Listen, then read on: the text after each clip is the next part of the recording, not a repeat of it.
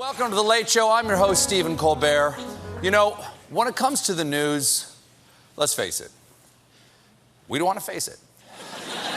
Because once again, the big story is Trump's policy of taking immigrant children from their parents at the border. Now, there are two ways to look at this story. Either you can be horrified, or you can work for Donald Trump. Take Secretary of Homeland Security and stepmom flushing pictures of your real mom down the toilet, Kirstjen Nielsen. Yesterday, Nielsen defended this policy at the daily press briefing. Now, normally, that press briefing job is handled by White House Press Secretary Sarah Huckabee Sanders, seen here in her happy place. But Hucka-Sands didn't want to do the briefing amid questions on child separation policy. Sarah, you think you don't want to talk about child separation policy? Try doing it on a comedy show. Oh, you must love the Trump administration, Stephen. The sadness just writes itself. Listen up. You don't get to tag out here, Sarah, because it's not really you up there. You're just Donald Trump's mouthpiece, or whatever part the lies come out of. And it's not personal. It's not personal. It's nice. But, it's not personal. You're just the vehicle. You're like a vestigial twin that just grew out of Trump's neck last summer. It's just a mass of hair and teeth, but if you poke it with a stick, it goes. Asked and answered. So your administration owns locking up children. But if kids in cages is too much for you to defend, there is one option. You could resign. This is the White House, not an abandoned Walmart. You're allowed to leave. Wow. Anyway. Wow. It's a nice image. Anyway, the press conference was no picnic for Kirstjen Nielsen because, according to Politico, last month Nielsen had concerns about the monitoring of unaccompanied children, but changed her tune after senior administration officials pushed her to get on message over the weekend. So for a brief moment, she had a little voice in her head telling her to do the right thing. So she had that little voice locked up in a cage in rural Texas. Even Nielsen's close ally, White House Chief of Staff John Kelly, advised Nielsen against doing the news conference. Man, does anybody in the White House listen to John Kelly? John Kelly's like that sticker on your meds that says, "Do not take with alcohol." No.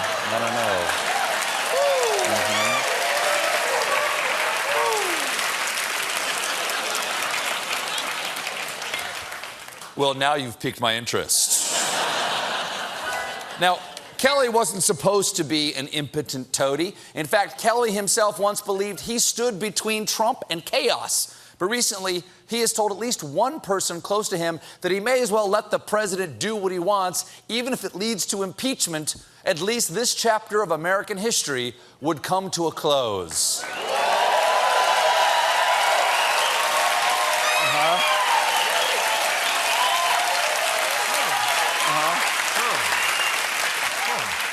Okay, yeah, but that is the weakest thing I've ever heard.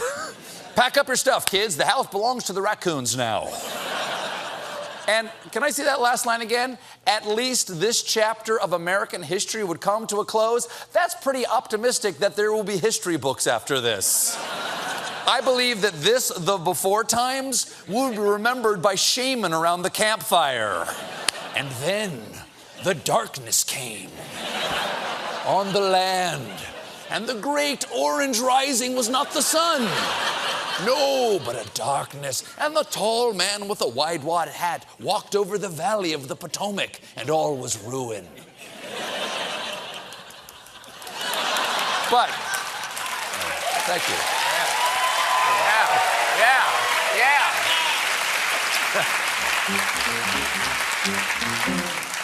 But there are some people who have no reservations about publicly defending Trump's monstrous policy. For instance, the monster-in-chief. Today, Trump told a group of independent businessmen that his plan was not his fault. Keep in mind, those who apply for asylum legally at ports of entry are not prosecuted. The fake news media back there doesn't talk about that. They're fake. They are helping these smugglers and these traffickers like nobody would believe. You're right, I don't believe you.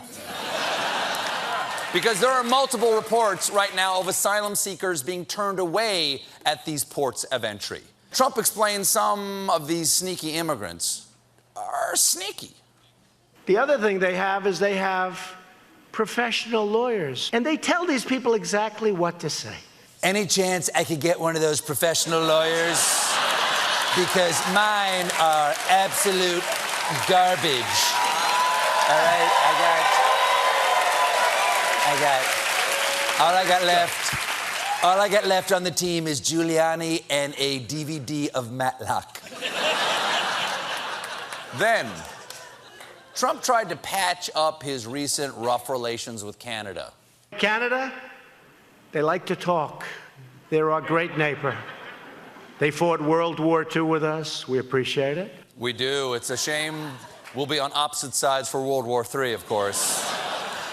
Today's speech also featured a rare moment of self-reflection. In fact, their only policy was that Donald Trump is a bad guy. He's a bad person. Vote against Trump. And they said it so many. There's hundreds of millions of dollars of negative ads. Nobody's ever been hit like that. I used to go home. I started disliking myself. It's true. I said, man, am I that bad? Pat, I'd like to solve the puzzle. Yes. Did I?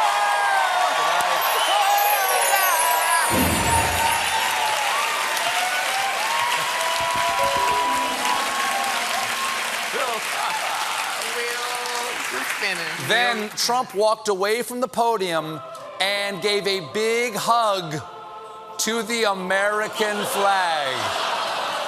Oh, say, can you see that was not consensual? That is...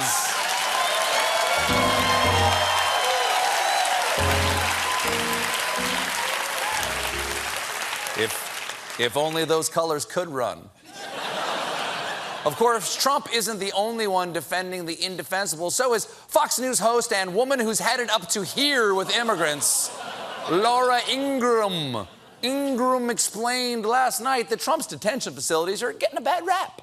So since more illegal immigrants are rushing the border, more kids are being separated from their parents and temporarily housed in what are essentially summer camps, or as the San Diego Union Tribune described them today, as looking like basically boarding schools. Wait, summer camps?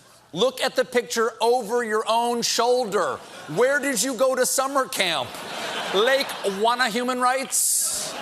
Oh, and that like a boarding school quote, that's not what the San Diego Union Tribune said. They said the baby jail seems like what one would expect from a boarding school, but on closer inspection, it's surrounded by fencing and a sign at the gate warns visitors that it's under video surveillance 24 hours per day. If someone opens the front door of the facility without first swiping a badge, an alarm blares through the hallway, warning of a potential escape. So, boarding school.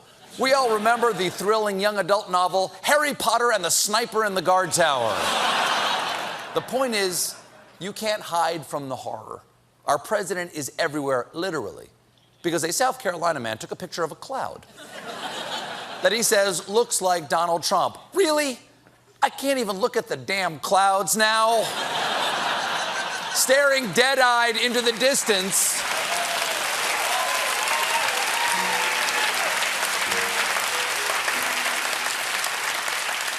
staring dead-eyed into the distance was my only remaining pleasure. I tried staring at a blank white wall, but that looks exactly like Mike Pence. Just, why didn't... There were two pictures.